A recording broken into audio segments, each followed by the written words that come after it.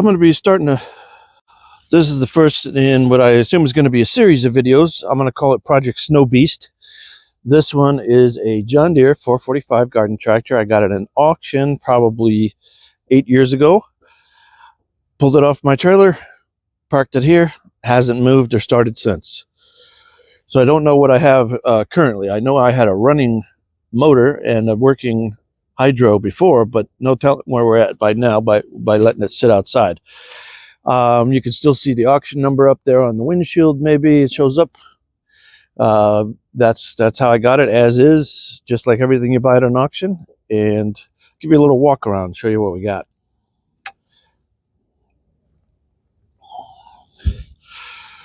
So it's been used for salt and snow, and you could see that's got the typical John Deere bubbling rust. I don't even know if there's any structure left underneath all that rust. Luckily, the hood is fiberglass plastic, which in this case is actually a good thing. Seat, it's got a bunch of cracks, but it's all there yet. Got somebody added a little heater there. It is a Real Curtis cab, which is a quality cab, but this particular one is very, very rusty. It is actually sitting well lower than it should be. You can see this is probably the height it's supposed to be, and that's dropped down. It's all rusted out. Even since I've got it, it was kind of pretty decent when I got it. The roof is still good. Could use a little paint. Got a little curvature to it, but not bad. Windshield is good. That's lucky. The side windows, these have been, I don't know if these were vinyl originally, but somebody's put in plexiglass, which is okay. This is probably real glass. No, that's plexiglass too. Maybe they're all plexiglass. Nope, that's real glass. Anyway, here's the thing. It's a liquid-cooled V-twin electronic fuel injection. I believe it's a Kawasaki in this one. Everything works, except if you notice, there's no augers up here. Well, why is there no augers? Well, I don't think there ever was any augers if you look where they would have been bolted, the bearings, because this particular 47 shaft-driven snowblower is known to be defective from factory. And as you can see, this Hulk is like new. Well, somebody probably took the auger and the auger gearbox assembly out. Now, they did leave the shaft, and that is actually still hooked up. They just made basically a push box out of this, because it still works with let's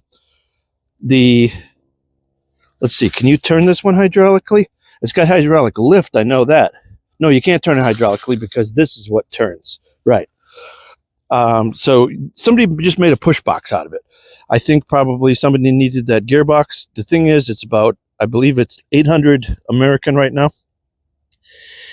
And it is no better than what originally came on the machine, which is garbage, because this is a heavy-duty garden tractor. Nothing like that should ever break, but it's a fault. So I don't plan on rebuilding what we have here, because, first of all, I don't even have the auger flights or flutes anymore, even if I had a new gearbox to put in it. So we're going to probably have to figure out something plan B. I've got something in mind, but that could go a lot of different ways. As far as the machine, looks like both rear tires are up. We got a nice weight box with 4 suitcase weights. Look like real John Deere ones. I think those are 42 pounds. You know, rust all around. Damage. Front rim does not look good. Looks a little weak there, maybe. Don't know if that's going to hold anything. If you don't know about the John Deere, the 425, the 445 are very heavy-duty tractors. Power steering, huge frame. You know, these don't break. They're pretty robust. Mine from sitting, of course, didn't do it any good. As far as what else we got, yeah, the chute's all here. Everything's here. That tire there doesn't look as bad. The rim, it's pretty crusty. Again, lots of rot down here in the lower areas there. But for today, what I want to try to do is get the cab off or up, because I don't think it'll stay up anymore, because it has not, usually this part can hinge up, I believe. But because these aren't sitting on anything, the rails, I don't think I can lift that. I think I'm going to have to remove that whole cab, which is just as fine with me. Basically, have to get the engine going. No telling how bad it is. It's got fuel injection. I don't know how bad it's going to be to get restarted, if it'll even restart, if the motor's locked up. I mean, it's been a long time. So that's the project. Let's get to it. Let's just get familiarized with this machine, because I literally have about 5 minutes of use on this since I've bought it. So we got a John Deere mowing safety tips VHS. Shows you the vintage of the machine. Briggs & Stratton bag. Description: Queen of all saints. Maybe this was used at a church or something. Sounds like a church. Yep. Yeah, we got a handle for something, which looks like this one here on the cab. We got a couple of miscellaneous bolts. Hey, spare key was in there. Nice.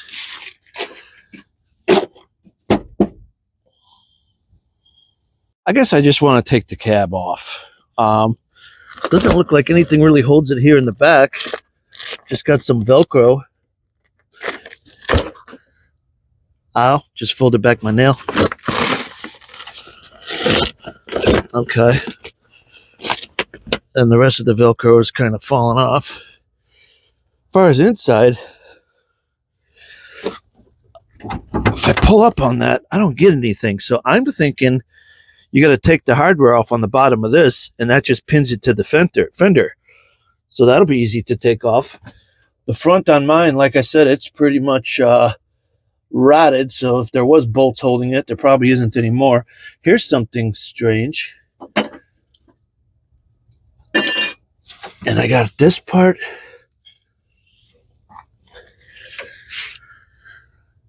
Oh, I don't even remember those parts being there when I first bought it. That almost looks like a recoil off of something else, maybe. I don't know. I'm going to put these in the little toolbox here in case we're going to need them. It does something. I just don't know what something is. But yeah, those corners are pretty rusty. So if there was hardware there, that's probably already released. So I think I just have to get underneath the bottom of these and take off the nuts. Let's go for that and as a theory, and we'll work it out. All right, I got you down here with me, down by the rear wheel, right rear wheel, and sneak you in there. Luckily, we have no taillight here, so that's kind of handy. Maybe I can see, should be some bolts. I think there's one at the tip of my finger there. 2 bolts for that handle, and I think that cab comes right off. Looks like it's got a little rubber seal here to help it stay airtight, watertight, whatever. All right. Yep. There's a nut. One right there and one up there. And I don't have a lot of hope because this is quite rusty. Everything's very rusty, and we'll probably end up snapping stuff off. But it is what it is. Got to get it off.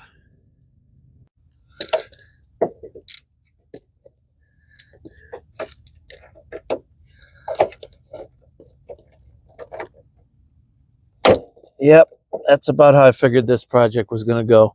That's an omen of the whole project right there. And can't really heat it up or anything because we're talking about plastic that we're into. So now I've got that thing stuck in there.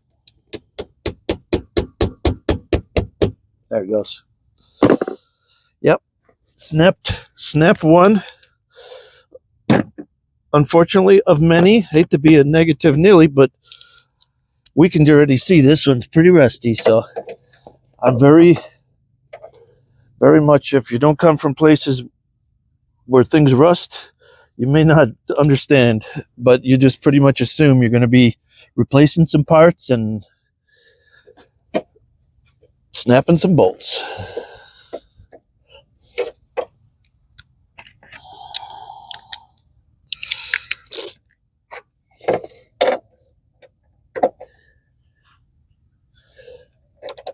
How did I switch that? I already had it. Oh, I probably hit it on the tire. No, that was the right way to begin with.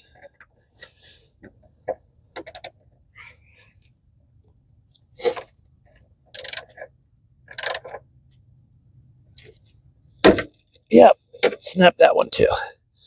Beautiful. 2 for 2. We're getting these right off. Problem is, we'll need new ones when we put them back on. Let's try the other side. I expect very much the same.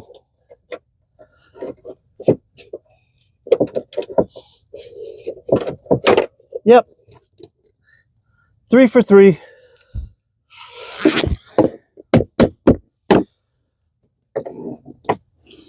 Sometimes it's better if they just break off right away instead of making you think you're going to win it, and then at the last minute it breaks right before you get it all the way unthreaded.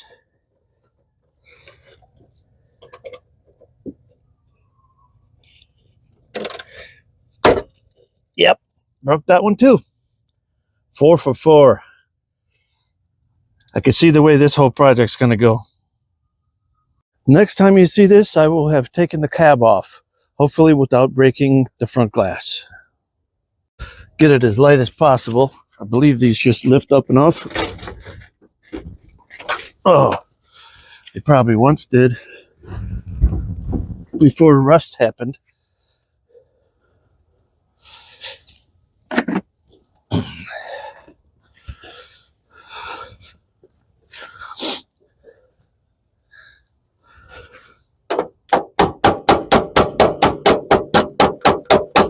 Bigger hammer. Don't have one with me. See if I can just lift and turn.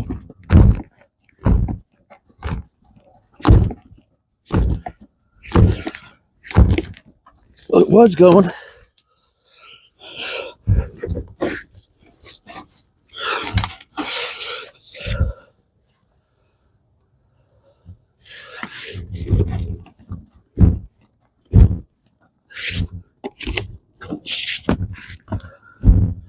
These little side doors are heavier than they seem. Or are they just that stuck? I think they're just that stuck.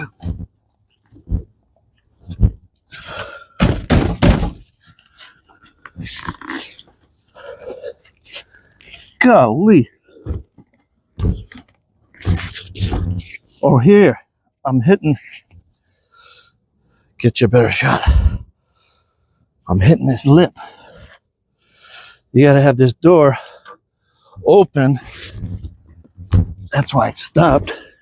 You gotta have the door fully open. FYI, if anybody else has a Curtis cab, yeah, that takes a good 40 pound, not 20 pounds. Let's say 20 pounds off. Good. I'll do the same on the other side. Oh, can't. I got it up against something. Guess I'll have to take the thing off complete with that door. Okay, before I do the cab. Oh, wow.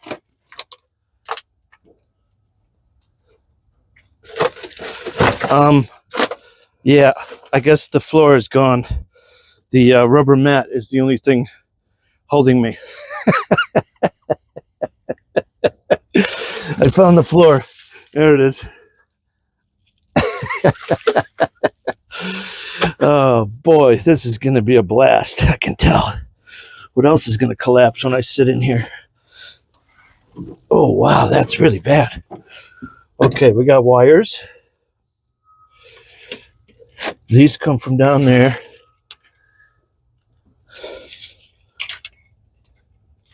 Get you a different angle here. Here's what I'm looking at. They used to be zip tied to something. They got a fuse in there. At least they tried. This is connected down there to something. This wire comes off easy.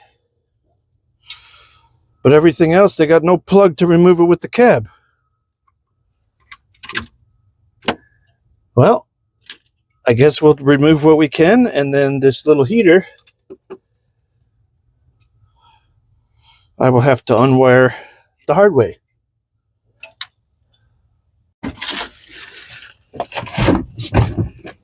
Yeah.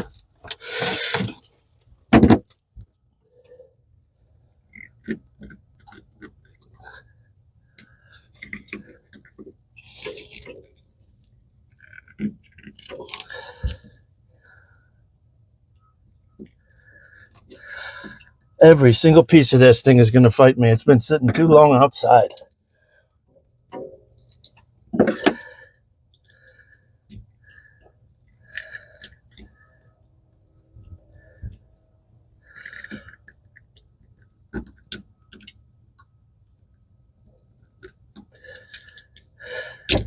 There we go. And a little mini heater.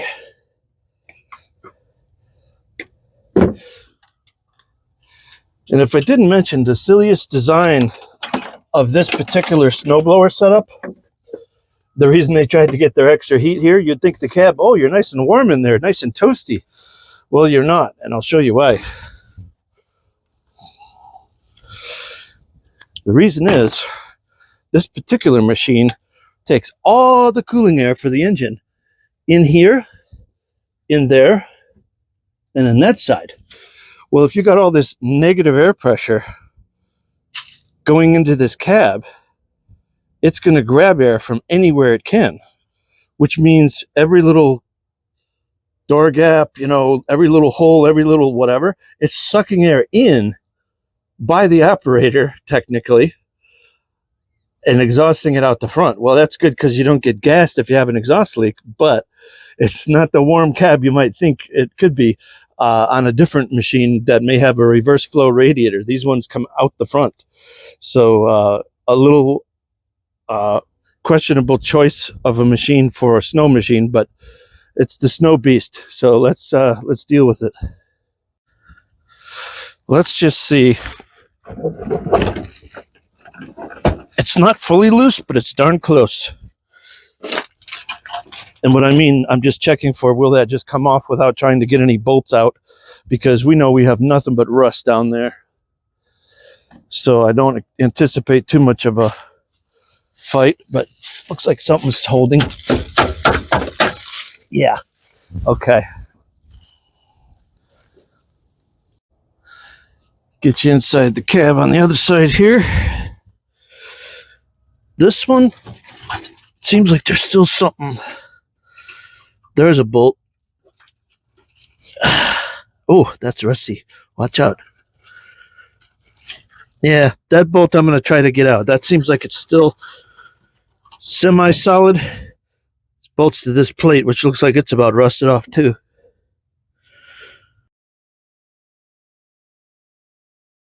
We got us a removed cab. The only ones that were still holding anything, there was actually two here.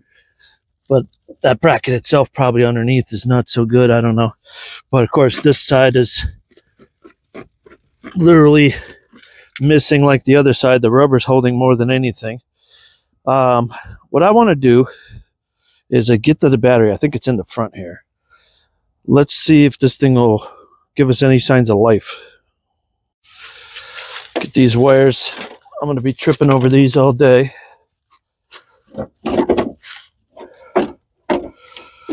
Okay, that gets me absolutely nowhere. I think it's in the front. And it looks like we've had critters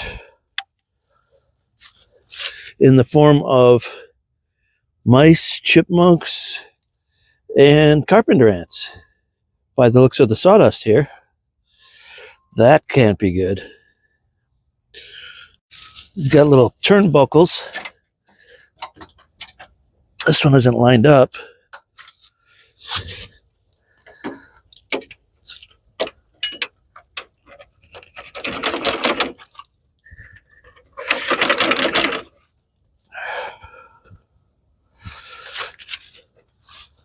Why aren't these lining up?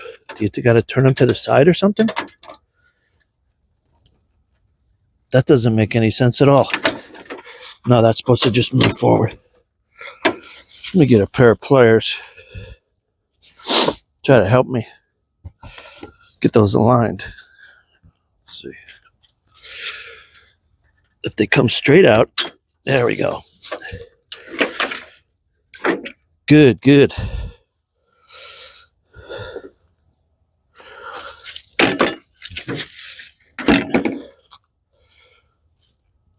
I'm just going to get the other side while I'm at it, and then I'll work on how to get that front end off. Think, yeah, just pulls out a little bit. I'll try to get the other end.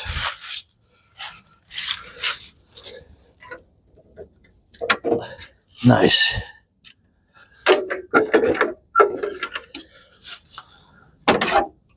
There's our battery.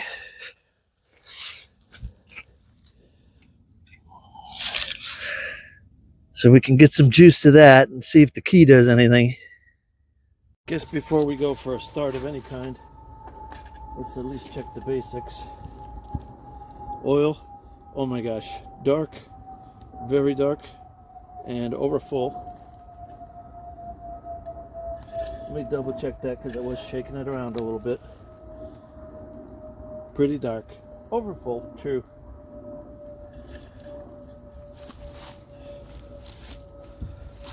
Check the antifreeze up here. Well, you can't see that.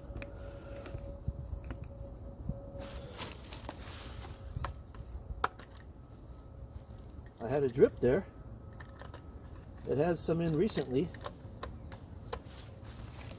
Jug is completely empty. Okay. We'll keep that in mind in case we're going to run it a long time. We don't want to overheat it. Okay. Antifreeze. Okay, anything stuck in the fan belt or anything? Hey, the engine still turns, just like I was hoping. Good. I was just noticing something on the battery. 5 of 12. Well, it's now 2024, so that's been in there a while. So you know it ain't gonna charge, but at least we can jump it, hopefully. This one's got a lot of electronics on it, and a couple relays in here. So hopefully that stuff stayed dry inside the cab, which it should have. I just went to put the key in here. I'll give you a shot of what I experienced. Rejected. Stuffed at the net. That thing is so rusty. There'll be no getting the key in that anytime soon. I think that's the way this whole build's gonna go. Every single thing's been sitting way too long.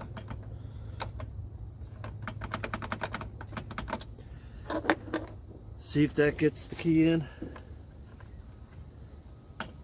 I don't even know, actually, did they use these standard keys, or was that the other straight key for John Deere during these years? Maybe that's the problem.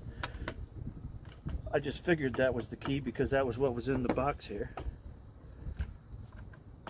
I'm gonna go get the little one with the slot. It may be that one. There's 3 different keys that John Deere could be that I know of. Okay, so the keys it could be would be, get you in the shot there, the one that looks like that, the old standard key, or what I believe it's going to be is this one.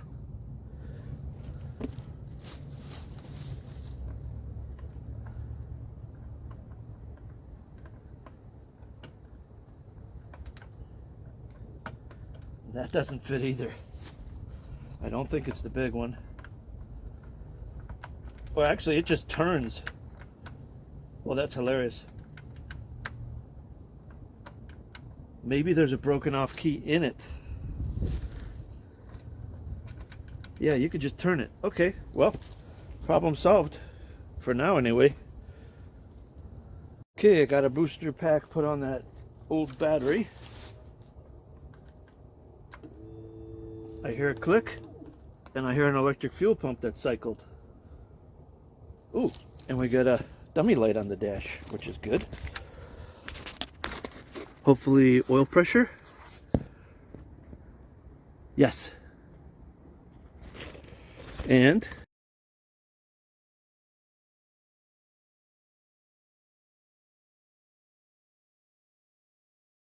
I cleaned up that dash a little bit. So it's showing out of fuel or low, super low, battery not charging, no oil pressure, which is proper, and our temperature is cold. Anybody wants to know hours on this? 433, which actually is fairly low. These engines, this is a 22 horsepower V-twin. I actually thought it was 24. Anyway, it says 22 right on it. Is I believe a Kawasaki, and those are kind of known for at a higher number. I think these are the ones with the cam that slips, the plastic cam. So let's see what we got. Let me try to crank. Okay, no crank. Do I have to be on the brake? Probably.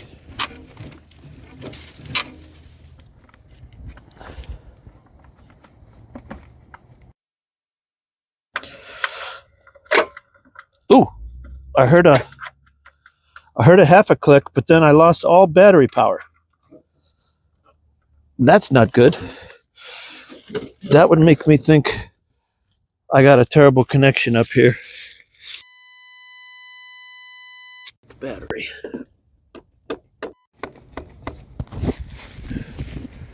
Okay, our lights are back on. That probably was all that was.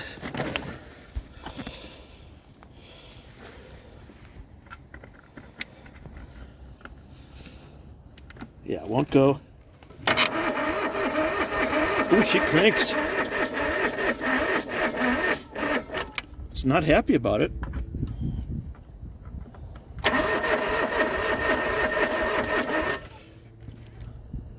I guess I should see where... Does this one have a choke? No, it's fuel injected, so it shouldn't have a choke. Put that all the way up, maybe.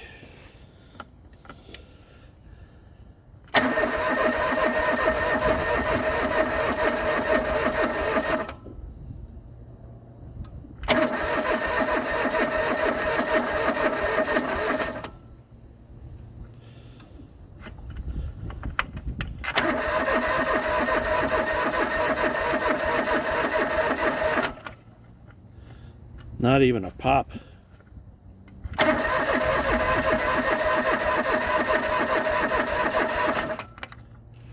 All right, let me turn the battery back off for a minute, or key switch.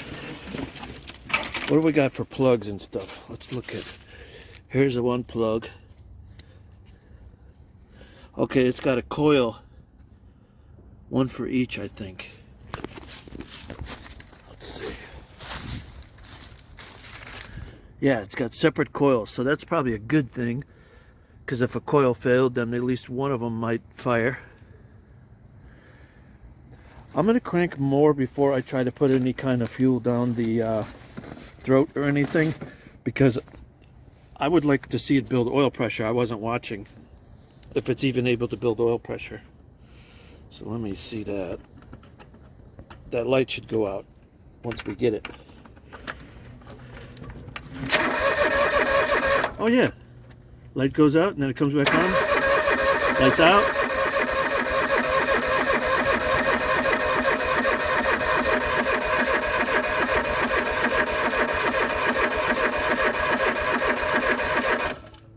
Yep, comes back on when we stop cranking.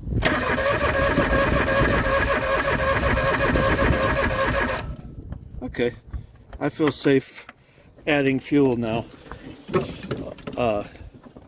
Like I say, the thing is showing that the fuel is out, but I drove it in here, so I don't know that it's out, but it might be. Oh yeah, that's bone dry. How am I ever going to get anything? I'm not. That's the bottom of the tank. That's not liquid.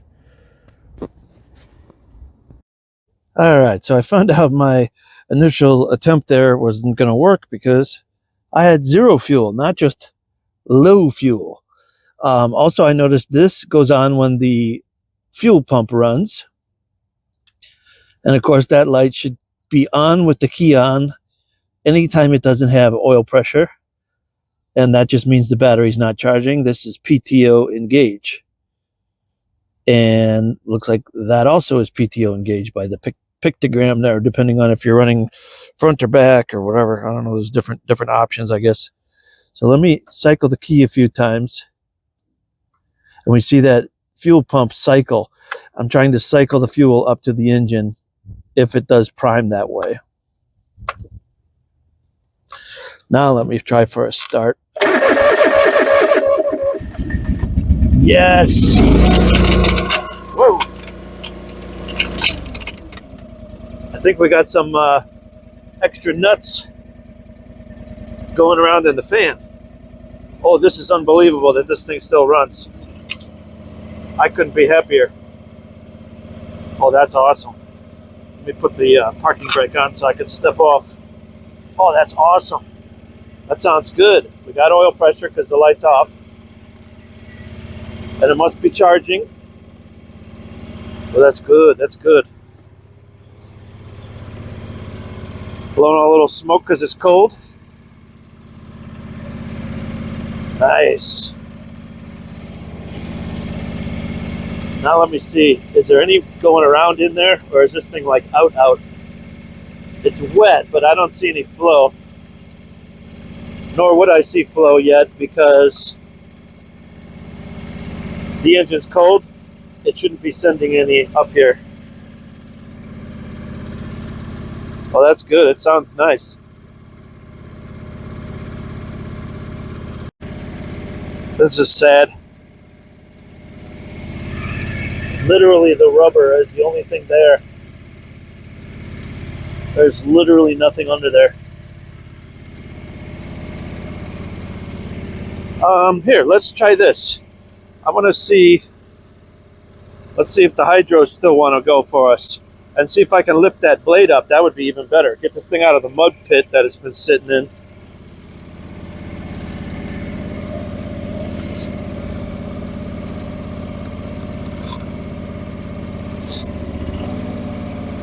How do you lift it? This is PTO on and off.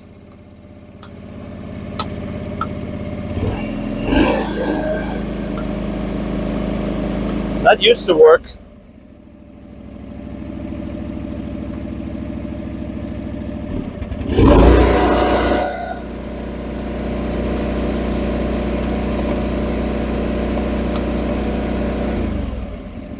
All that's going to do on this machine is turn the shaft drive on for the front. All right, what else do I have to do? That's parking lock. That's probably like cruise control or something. This is tilt wheel. How do I lift? Oh, right on. Let's see. Up, down, left, right. Which way do these things go? I think these are stuck.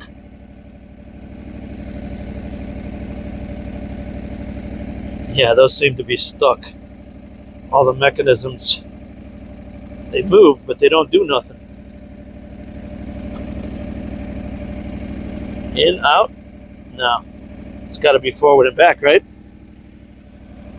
Okay, I guess before I try to move it, well, I'm going to try to move it. Let's see. Yeah, I hear a little growl. Yeah, it's trying to climb out of its hole. I would really like to get that snowblower to lift, though. Put the brake back on so I can leave the engine running.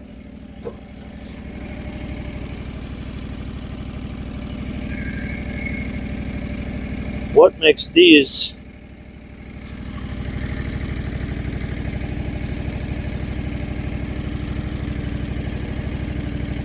You can see better than I can because I got you in a little hole there.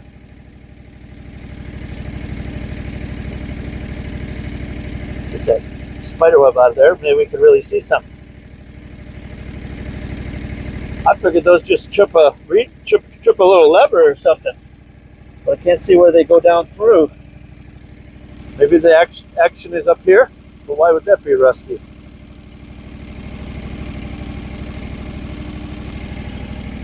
Currently don't understand, but one of them is going to make this lift cylinder raise, and I just want to get that up. And I guess we're going to need to try to air up the tires and everything. So while I let it warm up a little, let's just do that. Okay, well, that's where I have to leave part one of this series. It runs. I got it to move. It moved out of its dirt holes. And I'm going to call that one part one, Wildwood certified. And that's a win also, because that thing still runs after all those years. That's amazing.